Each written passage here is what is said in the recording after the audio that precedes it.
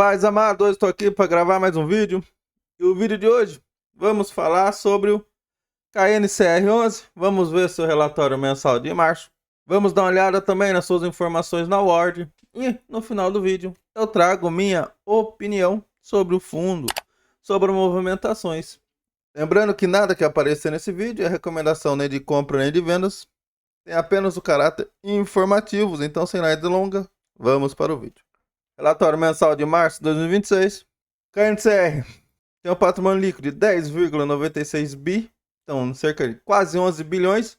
Cota patrimonial R$ 102,36, levando em consideração esse relatório no fechamento dia 31/3. Cota mercado R$ 106,01, cerca de 542 mil cotistas. E o último dividendo dele anunciado de R$ 1,15 por cota e vai pagar no dia 14/4. Então, no começo da semana que vem. Liquidez média diária de 22 milhões.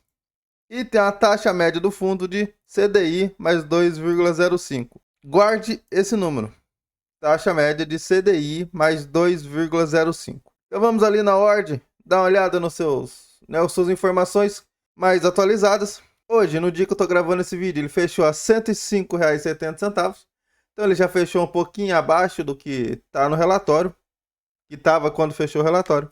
PVP de 1,03, lembrando que o KNCR11 é um fundo imobiliário de papel, então indexado a sua maioria de CDI. Então, no meu modo de ver, não é momento de entrar nele, porque fundo de papel, no caso fundo de dívida, na minha visão, não se deve comprar acima do PVP justo. Seu dividendo yield dos últimos 12 meses de 13,91%. Vacância zerada, já que ele é fundo de papel, tem vacância. Ele tem a leve alavancagem de 0,26%. Tem a variação dos últimos 12 meses de 16% positivo.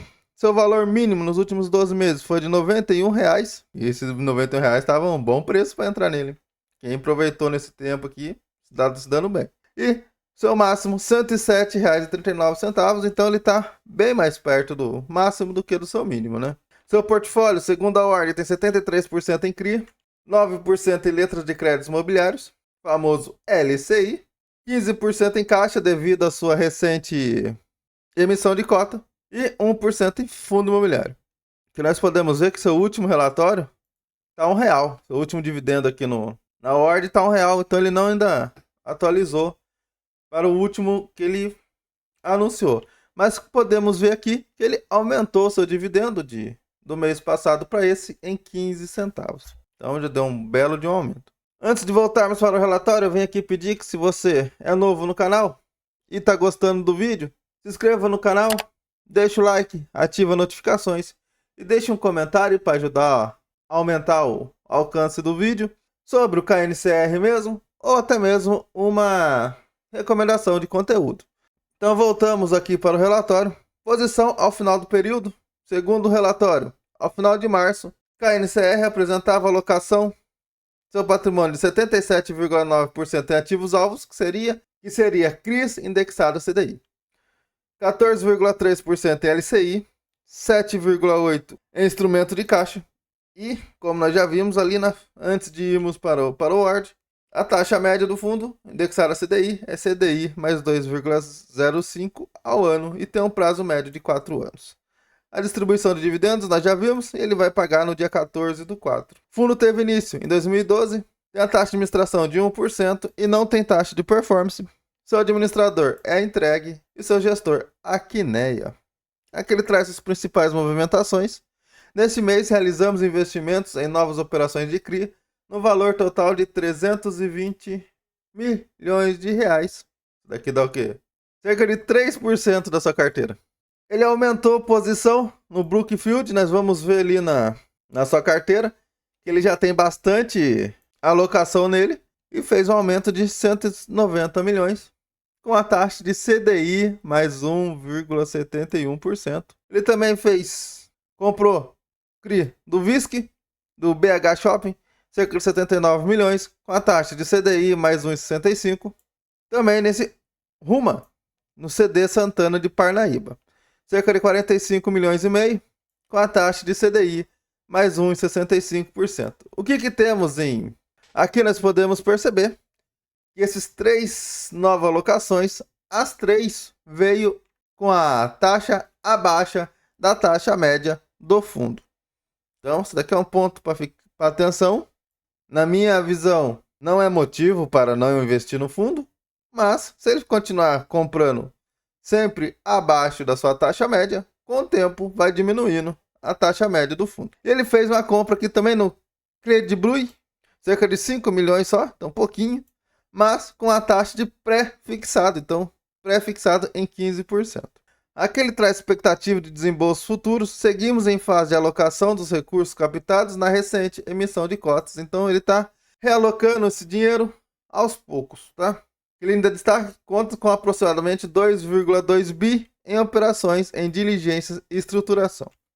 Então ele tem mais 2,2 bi para aportar, tanto comprando CRI novos quanto fazendo escrituração no CRI novo. A escrituração é bom que ele fica com a taxa tudo para ele, né? Já que ele que é o escriturador. Aqui é o resumo da carteira. Cerca de 77,7% em CRI, com a taxa de CDI mais 2,05.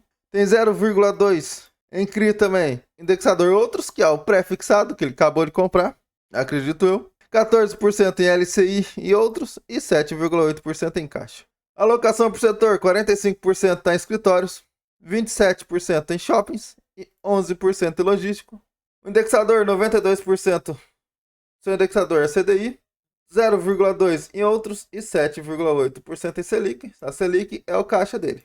Que a DRE do fundo, referente a março, ele teve um total de receita com CRI de 114 milhões, com fundos imobiliários 1,9 milhões, com resultado de LCI 12,9 milhões e resultado de caixa, que é o caixa dele que está investido, aí os juros deu 14,2 milhões. E ele teve um total de 10,7 milhões de despesas do fundo. Outras receitas não teve. Então ele teve um resultado líquido de 132,7 milhões e usou para distribuir no mês 123,2 milhões. Que se nós vemos no mês passado que ele pagou R$1, ele teve um resultado líquido de 103 milhões e distribuiu 107, devido a sua receita com CRI ser bem menor do que os outros meses, devido a menos dias úteis de fevereiro. Mais feriados, já tem menos dia o próprio mês e tem o carnaval também, né? Então ele teve resultado gerado no mês de R$1,24, distribuiu R$1,15 e está com uma reserva de 25 centavos. Que ele ressalta que o fundo no mês de março foi positivamente impactado pelo elevado patamar da Selic, que ele ainda continua, apesar de ter baixado, mas continua em 14,75, é muito alto, e pelo maior número de dias úteis no mês. Ele traz a carteira de ativos, podemos ver bem pulverizado. Sua principal exposição, que é no JHSF Mouse, 3,9%. As duas primeiras posições é no JHSF. Então, só nessas duas primeiras tem cerca de 6,9% em exposição. Mas, na minha visão, o grande ponto de atenção é o Brookfield. Olha o tanto de CRIs diferente para o mesmo devedor. Se der um problema no Brookfield e ele ficar sem pagar, o fundo vai sofrer um pouco. Então, leve isso em consideração quando você for analisar. Não estou falando que o fundo KNCR é ruim ou é bom. Todos os fundos imobiliários de papel que você for investir, olhe essa parte. Ele é bem pulverizado, bem diversificado? Sim, o KNCR é bem pulverizado. A diversificação dele poderia ser melhor, tem esses pontos de atenção. Mas como ele é muito grande, isso o ajuda um pouco. Leve isso sempre em consideração. Em Visca, olha o tanto que tem em Visca. CPSH, ele tem bastante shopping, né? Tem outro Brookfield aqui, mas ele tem um total de 88 CRI, um fundo imobiliário, que é da Brookfield também, alocação no LCI e alocação em caixa. Aqui ele traz os resumos de seus ativos por segmento, um por um.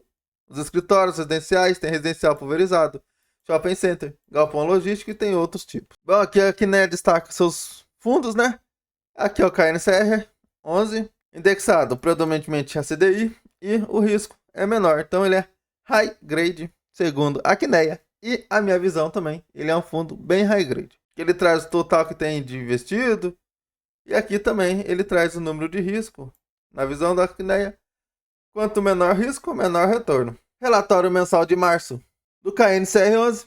sem muitas novidades. Alguns pontos de atenção. É a aquisição dos seus novos CRIs abaixo da taxa média do fundo. E tem também o CRI pré-fixado. Isso se é bom, se é ruim, deixa aí nos comentários. Mas como nós vimos, foi apenas 5 milhões para um fundo de quase 11 bi. É quase nada, né? Se você chegou até aqui, meu muito obrigado. Se você gostou do vídeo, gostou do canal, seja bem-vindo, se inscreva, deixa o like, ativa as notificações. Esse foi mais um vídeo do Dividendos para a Liberdade. Que Papai do Céu abençoe a vida de todos. E nunca se esqueça, Jesus te ama e eu também. E até a próxima.